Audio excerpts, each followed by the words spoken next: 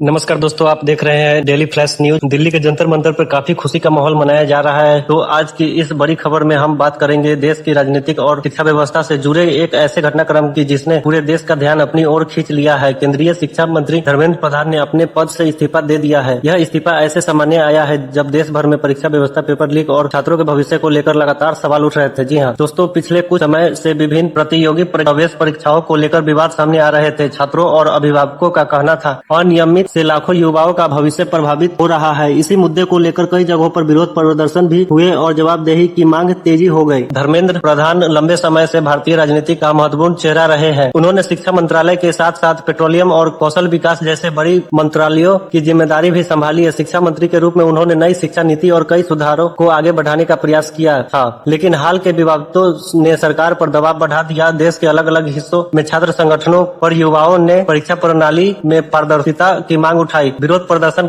बढ़ने के बाद राजनीतिक दबाव भी लगातार बढ़ता गया। इस्तीफे के बाद धर्मेंद्र प्रधान ने कहा कि उन्होंने हमेशा अपनी जिम्मेदारी निभाने की कोशिश की और छात्रों के हित को सर्वोच्च प्राथमिकता दी। उन्होंने यह भी कहा कि छात्रों के भविष्य को किसी भी प्रकार के अनुसार बचाना जरूरी है। अब सबसे बड़ा सवाल यह है कि क्या केवल इस्तीफा देने से शिक्षा व्यवस्था की समस्याएं खत्म हो जाएंगी? क्या परीक्षा प्रणाली में व्यापक सुधार देखने को मिलेगा? क्या भविष्य में पेपर लीक जैसी घटनाओं को पूरी तरह रोका जा सकेगा? यही वो प्रश्न है जिनके उत्तर देश का हर छात्र जानना चाहता है। राजनीतिक विश्लेषकों का मानना है कि यह इस्तीफा केवल एक मंत्री का पद छोड़ना नहीं, बल्कि शिक्षा व्यवस्था में विश्वास बहाल करने की दिशा में एक बड़ा राजनीतिक संदेश भी है। वही विपक्षी इसे अपनी जीत बता रहा है, जबकि सरकार का कहना है कि शिक्षा क्षेत्र में सुधार की प्रतिक्रिया जारी रहेगी। दोस्तों, आने वाले दिनों में यह देखना बेहद महत्वपूर्ण होगा कि नया शिक्षा मंत्री कौन बनता है और वह छात्रों की समस्याओं के समाधान के लिए कौन कौन से कदम उठाते हैं। आपकी क्या राय है? क्या धर्मेंद्र प्रधान का इस्तीफा सही फैसला है? क्या इससे शिक्षा व्यवस्था में सुधार आएगा? अपनी राय कमेंट बॉक्स में जरूर लिखें। अगर आपको यह वीडियो पसंद आया तो वीडियो को लाइक करें, चैनल को सब्सक्राइब करें